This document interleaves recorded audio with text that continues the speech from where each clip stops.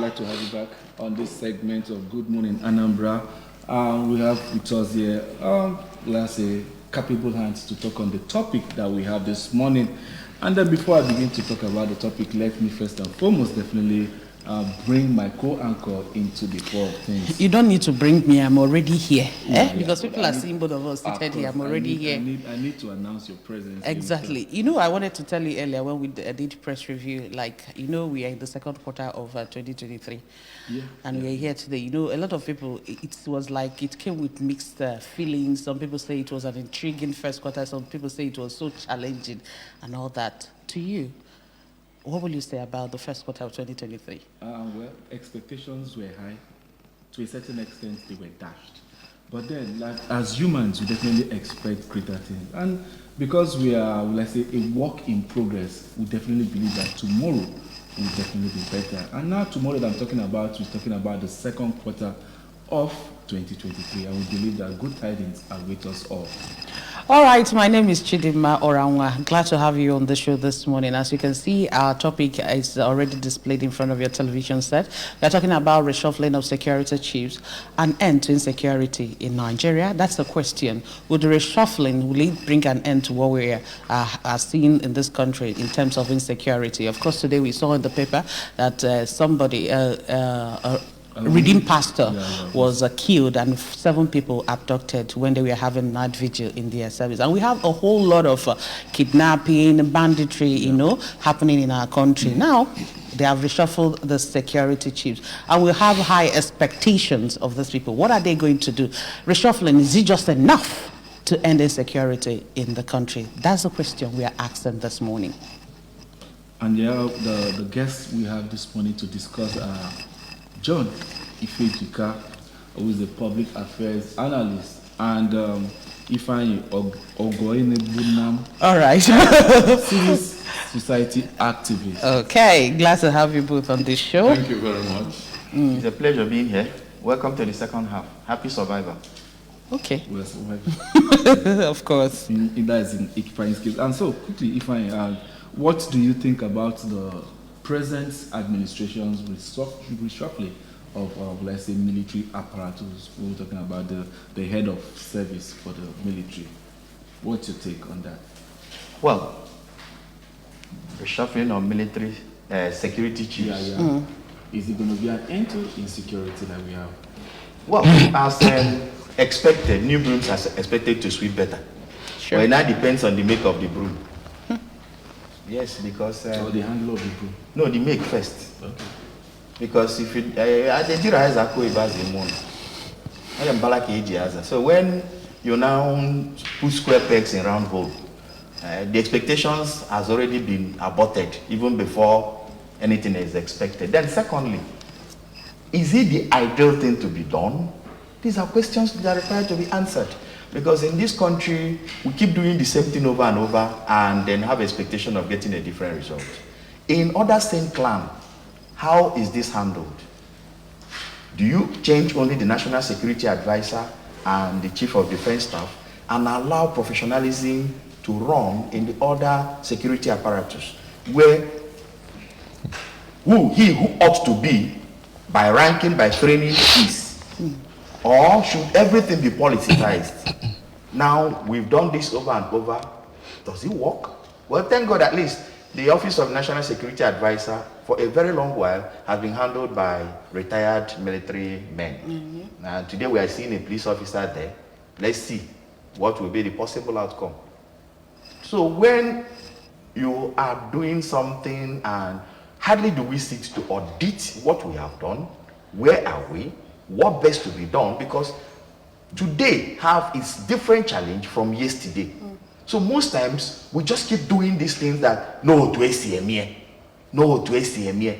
Does that to ACME, does it entail giving us what we expect? Does it entail bringing something new on the table? Or we keep recycling ourselves, doing the same thing over and over, even when it is awkward? It doesn't give us results. I believe that as it was in the beginning, it now never shall be, only exist in Bible, not in reality. because even nature brings out a better stock of itself. Otherwise, survival is gone. So do we apply some of these principles in what we do? And then looking at the nature of our security, do we really need to rejig the security structure and our format to accommodate like the areas of private security, the issues about intelligence, the issues about community policing? Are all this part of what it will have on the table? If they are not, then we need to really walk back on whatever templates we have before we start talking about expectations. Because hope deferred maketh the heart sick. We can't continue going round and round the same circle and think we are making a movement. We are just gyrating. So some issues need to be understood, properly discussed, then before we move forward. And I'm of the know that because of this appointment, about a good number of generals are going home. Sure. Now, are they going home as in bye-bye? Or are they going home as a reserve stock? Peradventure tomorrow. Do we have such in our security discourse structures and apparatus where somebody can be called up at any point in time to offer services? Because if it's not constitutional, you can't do it. Which means as you ship them away, if their ideas are required, you cannot bring them in, except on political appointments. Exactly, just like they brought back Karibado. Okay, and let's come to you, John. A whole lot of people are saying that, of course, this is expected and it has been long overdue, because I remember in the past administration, a lot of people were calling for the rejig of this security chiefs in our country. Now, looking at these people, the people that have been appointed newly as the security chiefs, what do you think that the president looked at as a criteria to choose these people? Before that particular time, why everybody is just talking is that Yahya Farouk, Lieutenant General, the former Chief of Army Staff, happened to be of course 37. And Irabo also of course 37. But what we are saying is that there should be a systematic way of retiring our generals. Now, when the president wanted to pick a new chief, he went to course 39, which means everybody in course 38, 37 will go. And that shows that a whole generation or two generations of senior officers, major generals, will be going on retirement. What we expected is there should be a functional line. Irabo, you are the most senior in terms of age. You are of course 37, the same thing with Farouk. But there are some of them that are younger. Irabo, go. Farouk, you still have some years, become the chief of defense staff. Then pick another person in that place and let him go. Because when you talk of the doctrine, the trado, the traditional doctrine of the army, the intelligence of the army, the people that is in charge of armament and other things are the key issues. Then in the training, the Nigerian Defense Academy commandant, you don't just come every time you begin to move a whole generation. One is very expensive.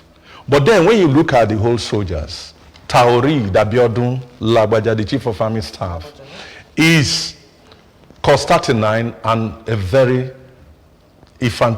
strong infantry, an intelligent infantry soldier. He's been in the U.S. War College. He did a lot when he was in Kaduna. Single-handedly with some of his boys, he went to arrest some people. The argument is maybe there was a directive, stop, you are doing this, you are hitting us, or something like that.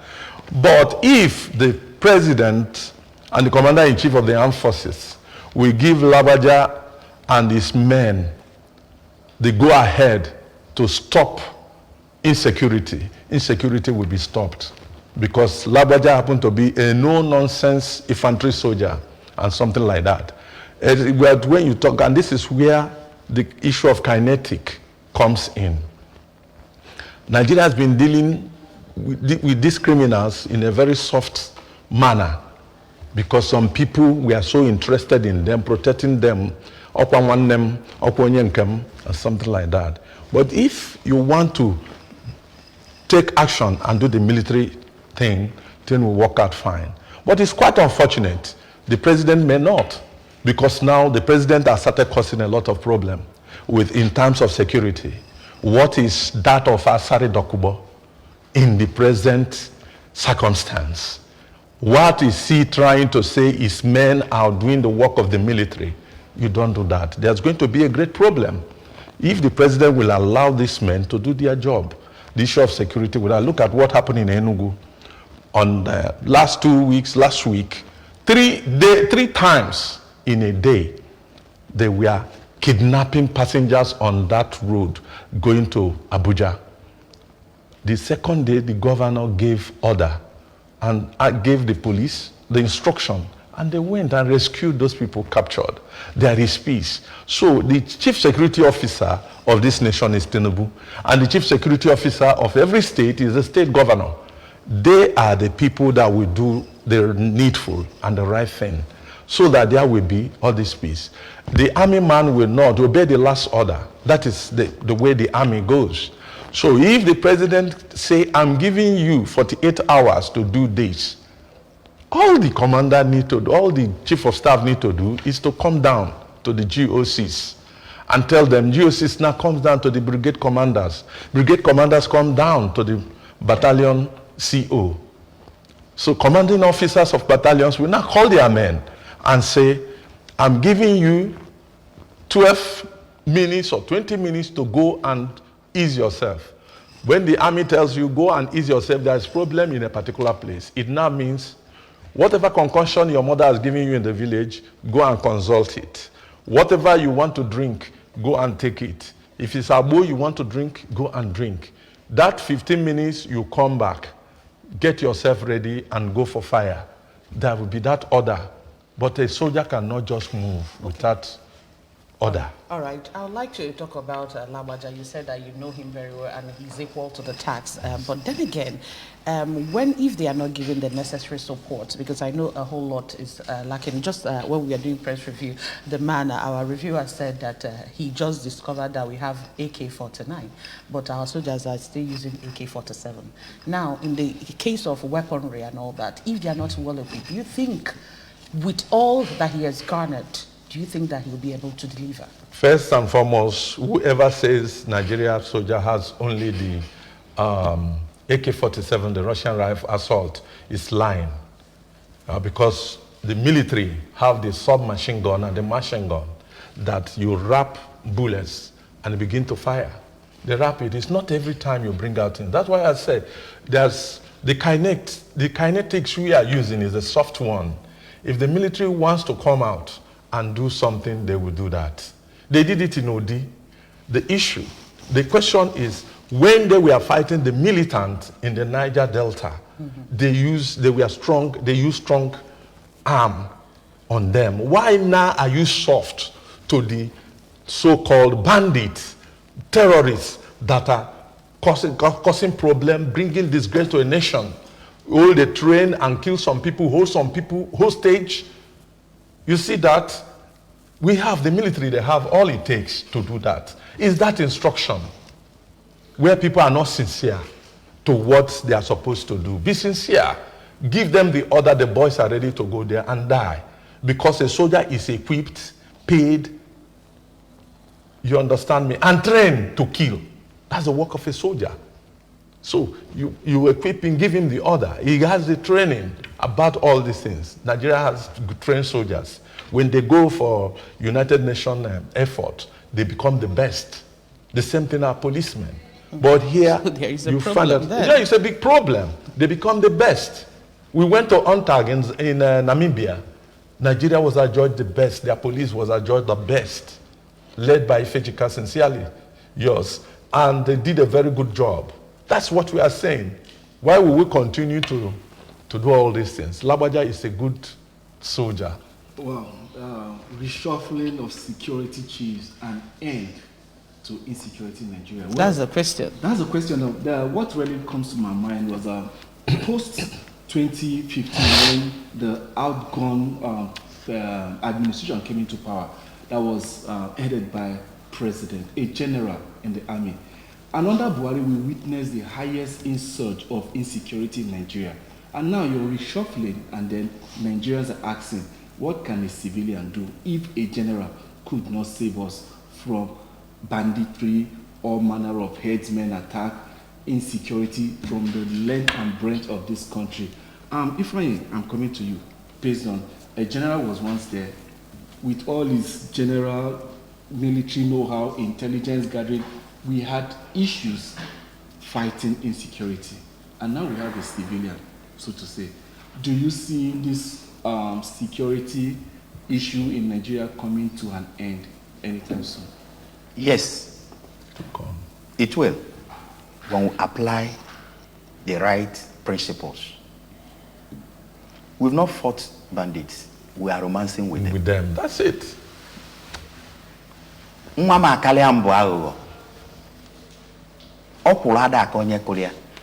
These guys doing these things live within us and with us. We all know them. Let nobody deny that. They didn't come from heaven. They are no ghosts. They are humans. Now, just take a typical example. We were once told that a group of persons moved from point A to attack point B. And when they were coming, they met no single resistance until they opened Kuje prison. And I begin to ask myself, did they fly from heaven, condescend, perform the activities, and then evaporated? Then when you apply your common sense, you tell yourself, congratulations to everybody.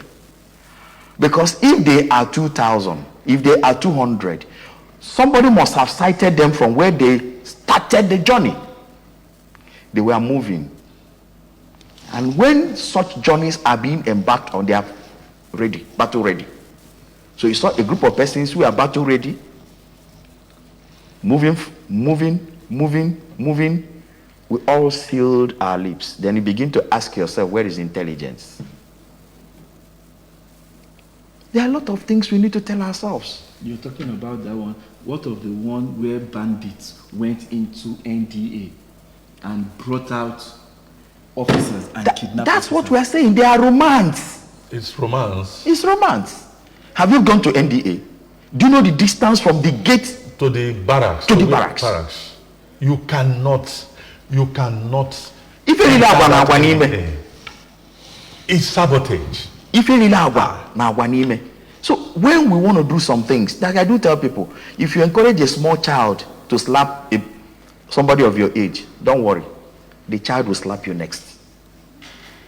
When we fail to call evil an evil and give it a guy name, bandit, well, calling a kidnapper, what other small guy name do they use to give them? Militant, Terrorist. you know, abductors. These are, define what they are, deal with them. Simple. Decisively. That's it. Aba anu afa elienya. If anu ana amaro ka ayesi kebunka na ebunora and amaro monwela anu na ebunora na mbo. The issue is, do we have the political will? Do we have distractors within us? Within the hierarchy? Are we resolute to solve a problem? If we are not resolute to solve a problem, then the problem stays with us. Even in our communities, when we had the climax of this forest invasion in Anambra, I remember I had addressed some persons and I was asking them, Ofia Brun, Kedon Bunu Waria last. So somebody will just come, stay in the bush of Omunike, my town, and everybody will just keep quiet. Then tomorrow, they start constituting nuisance. I say, no, it's not done. Some of us have left ourselves so vulnerable. So vulnerable. Then somebody will migrate from wherever he is into your father's compound. You'll be looking at him. So until we are ready, some governors are decisive, like Governor of Anambra State. When he came, he said, my friend, Anambrarians don't stay inside the bush. If you are from Anambra, come out of the bush. If you are not from Anambra, I meet you inside the bush, I treat you the way they treat people in the bush. Simple. A marching order. And as we speak today, Anambra South, their major habitation, have been cleared at least down to Ehiala and being contained. So do we have the political will? They have men to do the job. We have materials, both kinetic and not kinetic. We have it. The issue is, do we have the will to deal with what is before us? Simple. It's the will that is lacking, not the men, not the material. All right. Let's come back to you, John. I mean, maybe because of how, just like we use the word romancing, we have been romancing the issue of insecurity. Yes. It has made the citizens of this country, some of them are even afraid. They can't even speak again. They can't even talk again. Some have left their villages and all that. I remember when it started in the north, and then it still came down to the southeast and other areas of the country. Now, this morning, we saw in the papers where the military chiefs, they were saying that they are soliciting for spiritual help too. I mean, maybe to match it with their action. Now, my question is, just like we have said, I know that these people, they are saddled with a whole lot of responsibility, looking at how insecure we are in our country now. What role or what part can we play as citizens to help them to fish out these people that are causing this mayhem in our society? There should be a neighborhood watch where everybody must know everybody. I said it here before. When you see somebody entering your neighbor's house, you call your neighbor. I saw some people entering. Who are they? When anybody enters a street, an estate, people in that place will find out their faces we are seeing and things like that. We want to know who they are. And they find out. There was a night I woke up, that was around 2 a.m. I looked through my window. I saw a man dressed in the wear of this headsman moving alone. So I started alerting the people in that area, calling them, said, see, there's a man coming towards your end and things like that. So the security men went there and they stopped him. And the man was talking, he's looking for where they put their cows and so on. But when we do all these things, you know, you started seeing this face. I've not seen this face before. You ask question, where do you stay? They tell you they are somewhere and things like that. That is what we will do. And give information, the right information, and say, this is what is happening. The fact remains that the former administration dealt with Nigerians. That was why the so-called herdsmen were misbehaving, moving with rifle and so on. Whereas some state-organized vigilantes were not allowed to go with AK-47. And you allow cattle rearers, herdsmen, to go with AK-47. That to tell you the kind of country in which we find ourselves. All these cattle rearers, all these people coming here, none of the cattle belongs to them. It's for these top and mighty that are in government. And now, they now tell them, do anything, we will protect you. And what they now do is that they bring a police commissioner that comes from their area to protect them. They bring in somebody. Look at what they did in Nimbo in Enugu State. The governor said they got the security report. He told the GOC.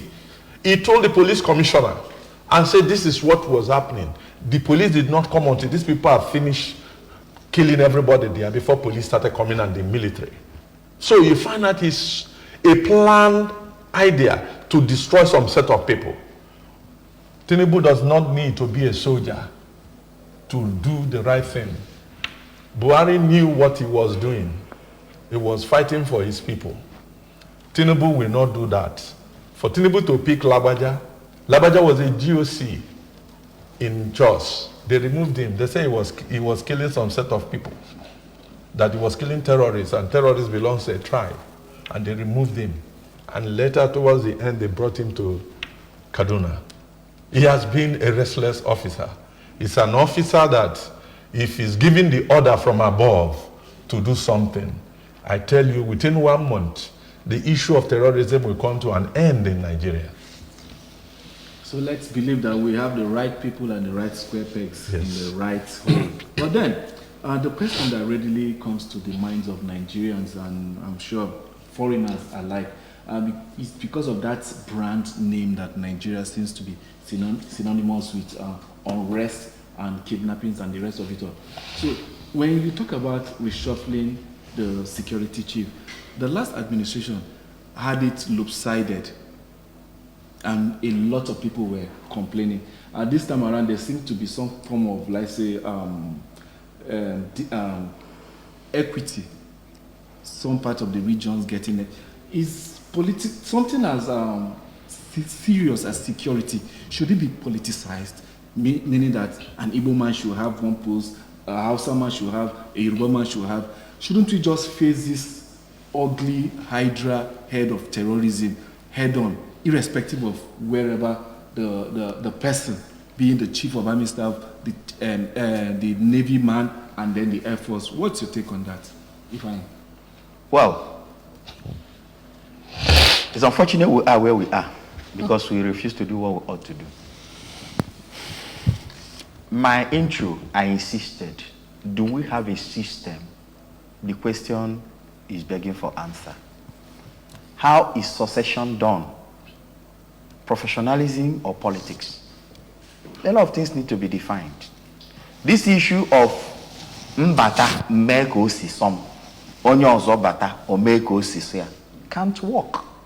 And then, above all, Nigeria should start building nationhood, not ethnic giants and individuals who are stronger than institutions. We need to start building institutions, and institutions outlive individuals and strong persons. We are unfortunate that we are in a situation where some persons are stronger than the institution, and once you start having such problems, that's what led us to where we are. Before now, things are done based on Benjamin is qualified, Musa is not. Finish. You give it to who is qualified. Mm-hmm. The Musa that didn't qualify to be in custom may be qualified to be in civil defense. But once we fail to do the right thing, then the next issue is that survival is an instinct. I'll start looking for where and how my person will come in there, because it's a wrong system that beget a wrong thinking. If things were done the way it ought to be done, nobody will be talking about ethnicity in Nigeria. But we have seen that, as it is, therefore you start fighting how it will become onyenkem. That led us to the issue about... But we are complaining about the retirement of the whole lot of general that is in cost 38, just like you rightly said. That's because it was not, it's saying about systematic. It's system. Yes, it's the system. It's systematic. Things need to be defined. Yes. Imagine where an IGP is retired and is still in office. In office. And you tell me you extend it. What will be the moral booster of those in service? In service. Because the next man is supposed to be we are that rank. Even if the next man, everybody down the line, will feel threatened. Survival is an instinct. Yes. They will, look, no. I was thinking that I will get to point Z. And when the system is blocking you from getting to point Z, you devise a means of survival. That's just simple. When you are due for retirement, if it's one day you ought to sit in that office, sit one day and go home. Simple. Let things be defined. We are calling ourselves a federal republic. Then you begin to ask yourself, bring our constitution and marry it to federalism. It doesn't work. Confusion. Things need to be defined and properly defined. In black and white, not like our constitution, where there are a lot of ambiguities. 25% and 22%. 25%, is it 36 plus? Or 36 and X? Where X is to... Look, let's stop all this mess.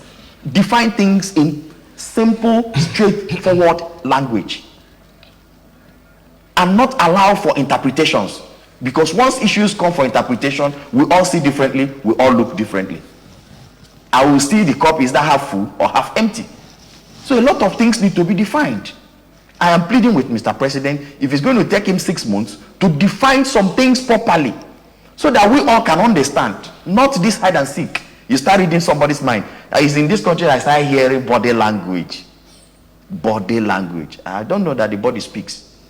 I know the mouth speaks. But the body speaks. Okay, the body speaks. Yeah. Okay, beautiful. Let's ask the woman here. We fail to do and sometimes I just ask myself, how did we get to this point? Body language. You are interpreting somebody's body language. What you need to interpret is the documents. You go to civil service, they will tell you Gen 35. Simple. You bring Gen 35, you define the issues there. Yes. We have issues in Nigeria that I bring the constitution, doesn't answer to it. You bring the laws from National Assembly, it doesn't answer to it.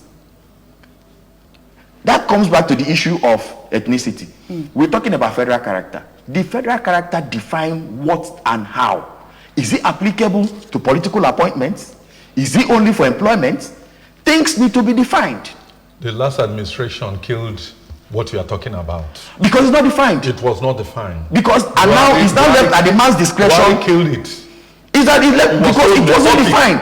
And all service chiefs were from one zone. So if it's defined, then we have a constitutional issue. As at that point, do we have any backing to challenge him on that? The simple answer is no.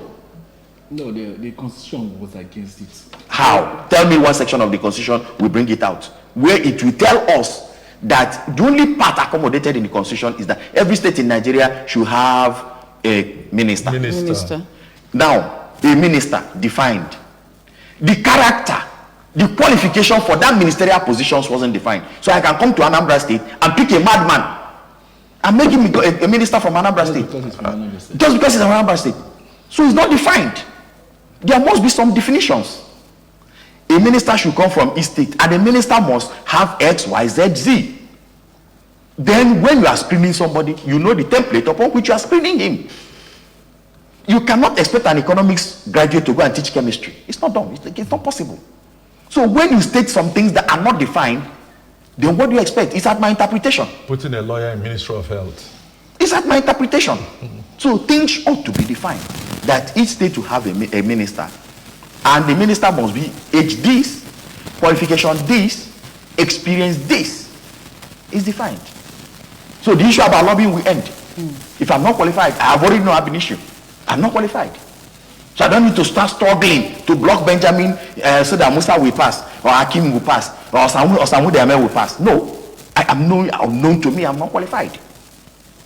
When the issue about VC-ship was a crisis, they sat down and defined it. You are coming for 5 years, so choose when you want to come. Once you are done with 5 years, forever forget it. If you have 2,001 years to stay in the service, in the institution, you have done your VC. You can never in your entire life become a VC again. No, you can, but not that institution. You can't become. Yes. You can't become as far as that institution is concerned. So you can go to another you can move away. It's not anybody's business. If you go there and start struggling because other people are also there. So in other words, when all these things are defined, you make somebody to work very hard to be in a particular position because you know that when you have integrity, you'll be appointed at the end of the day. Okay? You want to ask something to that? Yes. When you look at the way things are, like when America picked their chief of defense staff, was a man who fought in Operation Desert Storm. They found out that he had experience. He stayed there, but that did not affect his cosmate. He finished his tenure and he left. It was a political appointment. So I will appreciate that because the way we promote, because what the army has done now is that every set, by the time you come out, I'm Army, you Navy, you Air Force, because Army is number 1, followed by Navy. Then Air Force is number 3. And they do that. So when you come to complement, the Chief of Army Staff takes first, then the Chief of Naval Staff, then the Chief of Air Staff. Now, they did it in that form. We are all set in Defense Academy. We are cosmate. We begin to get promotion. Then by the time we get to captain, we will now go for tests and check us physically.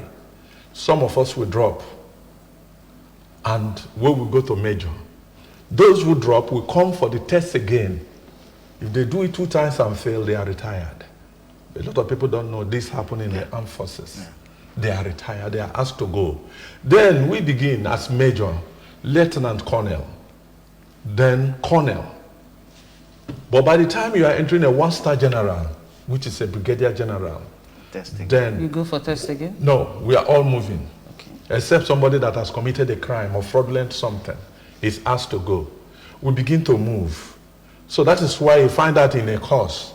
In a course, you find that some of your mates are brigadier general, and some are major generals, and something like that. So you begin to move in that part.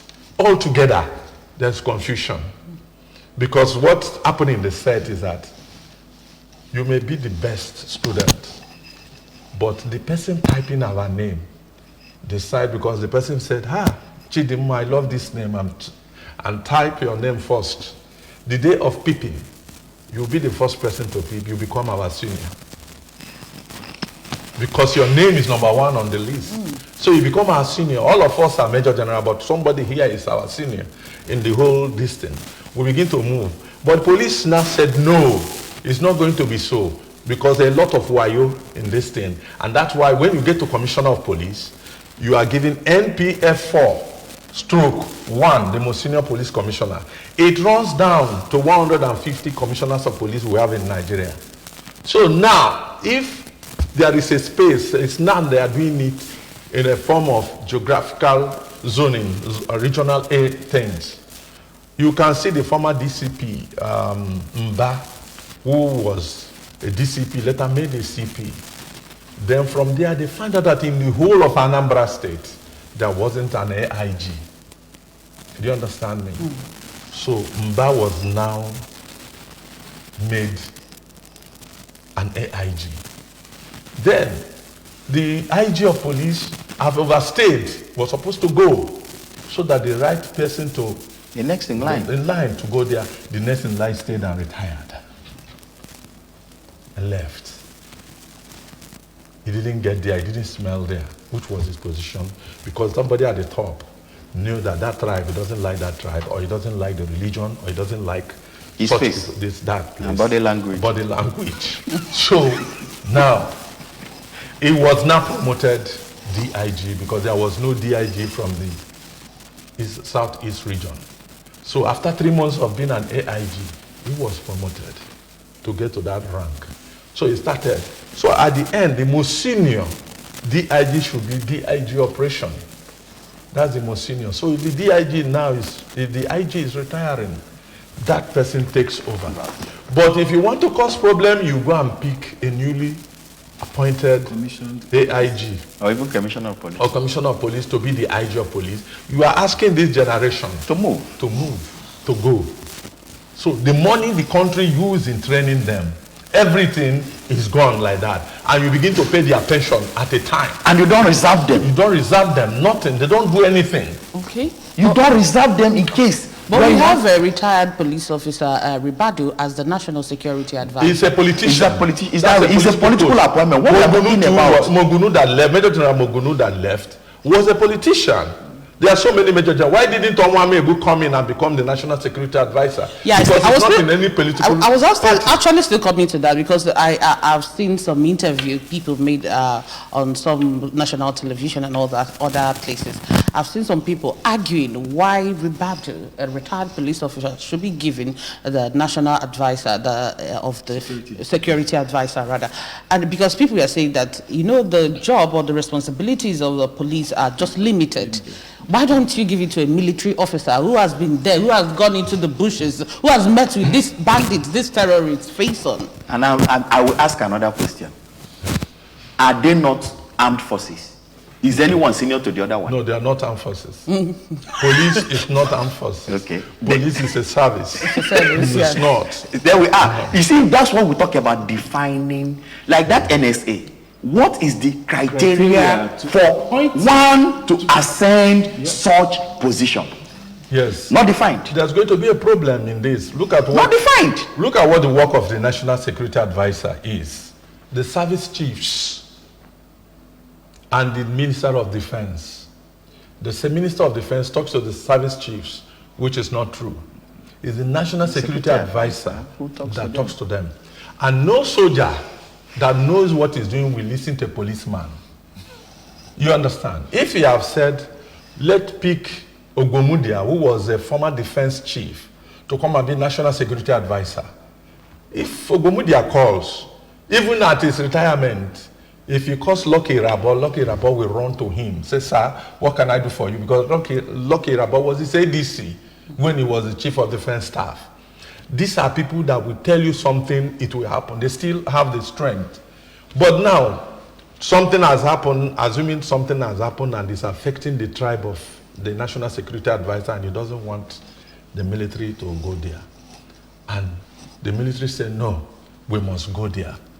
So that to do that, at the end of the day, we report to the president that this man is being recalcitrant. So these are the things they should have done to define the issue properly. Because the military have told him, you are bringing this man, it's not going to help. Because none of these people will take command. But then I have to give credit to Tinubu for trying to make sure that every zone is curtailed. Now, Ikechukwu Ogala from Nsukka happened to be a very fine naval officer, which they never liked him to come because there was a kind of defense they started doing, the chief of naval staff and so on. But thank God Ikechukwu came, is there by merit and things like that. So they are going to work because you know that this position they are given is on merit, not on man who know man or tribe. Nobody knows you. You are going to do your job. Now that you said it's on merit, what do Nigerians expect from these people? Are we saying that an end to security, insecurity, it's, well, at our doorstep? Yes. You can assure Nigerians? I can assure Nigerians that these men will do good. They will do well in this job that they've been given to do. They are going to work out fine. And Nigerians, the time is coming for us to sleep with our two eyes. Because what was happening the other time was our tribe, our people. Don't touch them. Do this. Don't do that. Like David was saying in the Bible. Rehabilitate them. He was telling Joab, a man who overthrew you. He said, the man Absalom, don't touch him. You know, this and that. Joab said, why wouldn't I touch this man that caused problem in the whole kingdom? And he killed Absalom. David never forgave him. That is exactly what is happening. Don't touch them, they are our people. All right, just before we go, Ifeanyi, let's come back to you. Of course, we have actually admitted that they are going to work, so we are keeping our fingers crossed. But then again, what support or what are the tools or what are the factors, what are the things that really need to do, but the government, the citizens, everyone, the governors need to do to help these people achieve their aims or, you know, go about their responsibilities? Because they are there in Abuja. Sometimes they need some people, villagers within here, maybe something is happening in a rural community. They need people around there to give them intelligence that something like this happened and this is how it happened. And we actually know the people that are perpetrating this evil. Number one, whoever that is the chief security officer, wherever you are, be it at the national, state or local government, have the willpower to deal with issues when they come. Call it its name by its name. And then you start finding solution. But when an issue comes, you baptize it in the context of baptism. You will never, it's just like wrong diagnosis, you can never administer the right drugs. Then, intelligence is very important. The security architecture of this country should know how to protect genuine intelligence. Genuine intelligence. You see somebody, you bring in an issue to those in security. Say, where is it done? Where is it? Why did whistleblowers die?